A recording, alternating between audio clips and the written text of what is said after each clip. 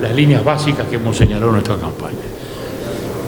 La primera línea es que tenemos que salir de la hipoteca que tiene la economía.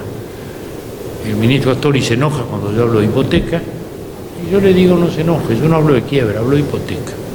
Y el país está hipotecado. ¿Qué quiere decir que está hipotecado? Bueno, que debe mucha plata y que tiene que pagar muchos intereses. Eso es una hipoteca. Y la hipoteca, si no se levanta, termina uno ejecutado. Y al Uruguay lo que le pasa es eso. Primero, tenemos un déficit fiscal grande.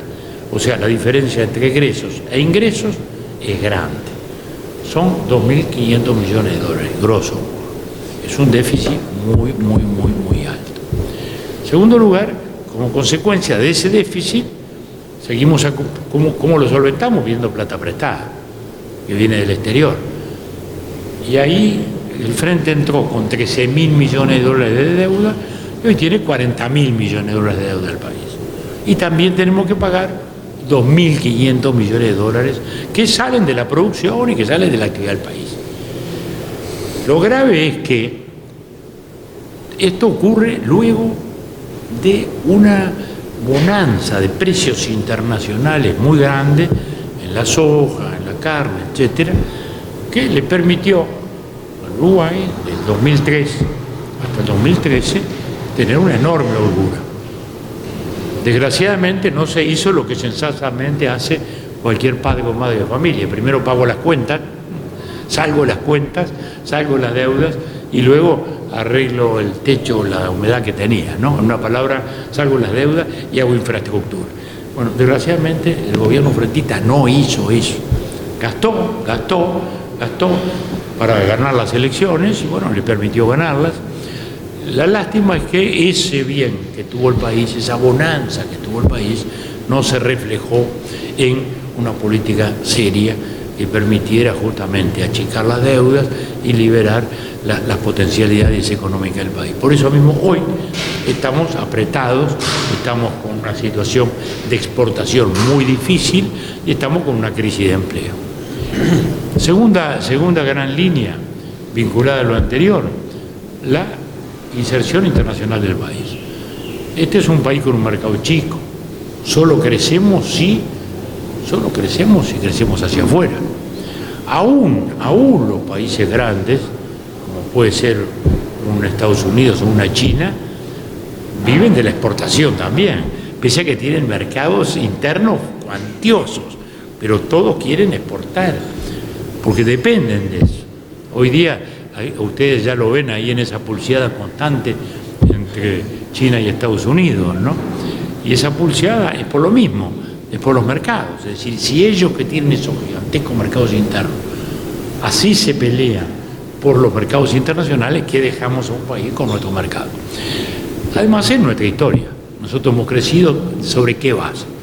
Bueno, la producción exportable, que básicamente es la producción agroindustrial. Este es un país agrario, básicamente. Tiene cada vez más una importancia los servicios, pero es un país de base agrícola y va a seguir siéndolo. De modo que eso es muy importante. Entonces ahí es muy fundamental. Pero ahí nos chocamos con uno de los clásicos tabúes del Frente Amplio. No, los acuerdos internacionales son malos, los acuerdos de libre comercio son malos, el libre comercio es el imperialismo. Esas cosas que son prejuicios, nada más que prejuicios. Ustedes recordarán lo que pasó cuando el primer gobierno Vázquez, que nada menos que el presidente de Estados Unidos vino acá a la potencia del Uruguay a decirnos que quería hacer un acuerdo de libre comercio.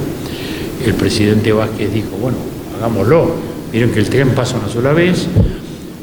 El ministro Astori de la época saludó, la oposición celebramos y el Partido Socialista y el PCNT dijeron no hacemos acuerdo con el imperialismo y nos perdimos ese acuerdo.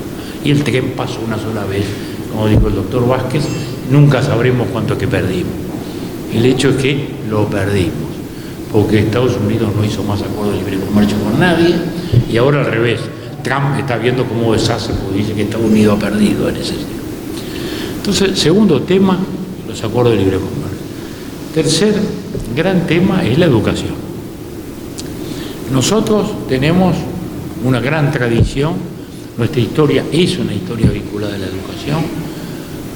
Nuestro partido es la educación desde principios del país, desde que nació el país, y a lo largo del siglo XX ni hablemos, y en los últimos años también. En la segunda presidencia nuestra hicimos el intento mayor de cambio de los últimos 60, 70 años en aquel consejo que presidió Ramos.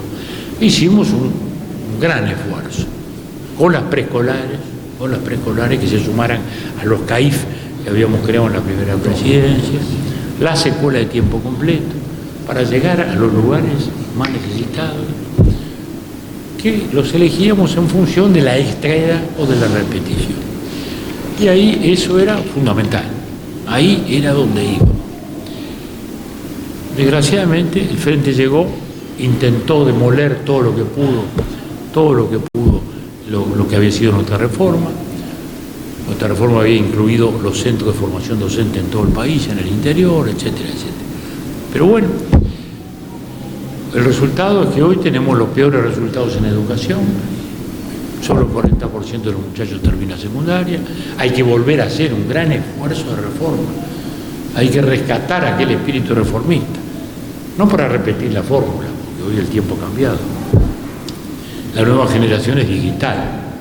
Entonces también tiene que cambiar los métodos de educación, ¿no? Ya no es solo los métodos tradicionales. Y algunos hay que rescatarlos también.